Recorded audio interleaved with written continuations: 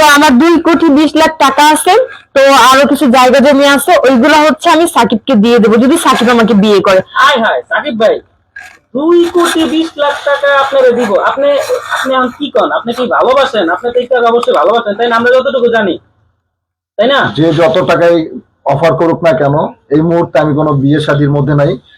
আর আমি হচ্ছে বিয়ে যদিও করি, কারণ মানুষের লাইফে চলতে গেলে তো দেখি ওর সাথে আগে ডিভোর্স হোক, কারণ ওর সাথে তো এখনো ডিভোর্স হয়নি আমার। আচ্ছা ডিভোর্স হয়নি ঠিক আছে, ইকরা তোমার সাথে থাকবে না, বুঝতে পারছো?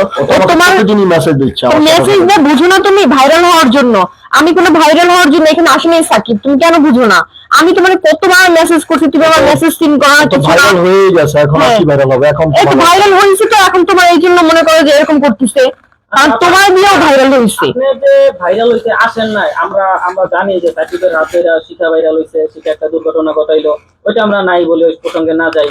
তারপরে ইকরা নিজ ইচ্ছায় আসলো, সাকিব ভাইয়ের মতে আর কি, নিজ ইচ্ছায় আসলো, ওর কিছু একটা বিক্রি করে সাকিব ভাইকে বিয়ে করলো, এত সুন্দর করে সাইজা সাক্ষাৎকার দিল, সেও তো ওরে ঠকাইছে। তাহলে ও কেন 2 দিন আগে বললো যে ভালোবাসি, ওকে ছেড়ে জীবনও যাব না, আরো স্বয়ংসম্পূর্ণ সুস্থ, কিন্তু 2 দিন পরে কি বললো?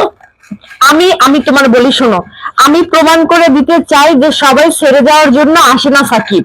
আমি তোমার সত্যি অনেক ভালোবাসি। এই কথা সব মেয়েরাই বলে। তুমি একটা বার আমার বিশ্বাস করে দেখো। আমি করবো না, তুমি শুধু শুধু জোর জবরদস্তি দেখো আমি সবকিছু ছাইড়ে তোমার সাইসে পড়ছি, আমি আর ওই বাড়িতে যাবো না, প্লিজ সাকিব তুমি আমার ফিরে দিও না। আর আমি তোমার কথা দিতেছি, ইকরার সব তোমার ভুলাই দেবো, যত স্মৃতি আছে আমি তোমার ভুলাই দেবো।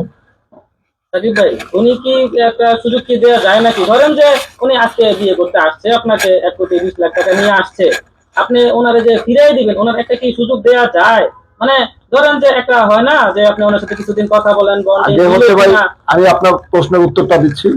আগে যে কোনো নারীকে 6 মাস 1 বছর আমার আগে ট্রাই করতে হবে, সেই মানুষটা কেমন তার বিষয়গুলো জানতে হবে, তারপর তাকে বিবেচনা করতে হবে, তারপরে হচ্ছে চিন্তা ভাবনা করবো যে বিয়ে করবো কিনা। আচ্ছা ঠিক আছে, তাহলে তুমি আমাকে কও যে আমার মানে সবসময় আমার সাথে তুমি কথা বলবা, আমি ছাড়া কোনো মেয়ের সাথে তুমি কথা বলবা না।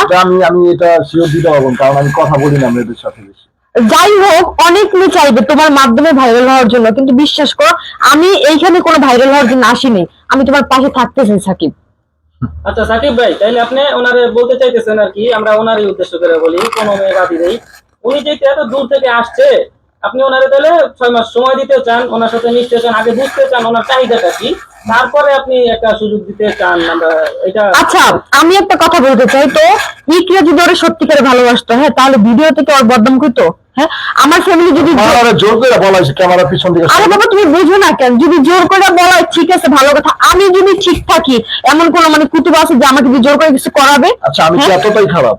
সমাজে যে আমাকে খারাপ বানানো হয়েছে, আমি কতটা ভালো, তুমি কতটা খারাপ? তুমি চিনো আমাকে? তুমি কার চোখে, আমি বলি তুমি কার চোখে কেমন সাকিব ওইটা আমার দেখার বিষয় না, তবে আমি তোমার হাত ধরতে চাই সারা জীবনের জন্য। আমাকে কতটুকু চিনে ভাই, আপনারা প্রশ্ন করেন।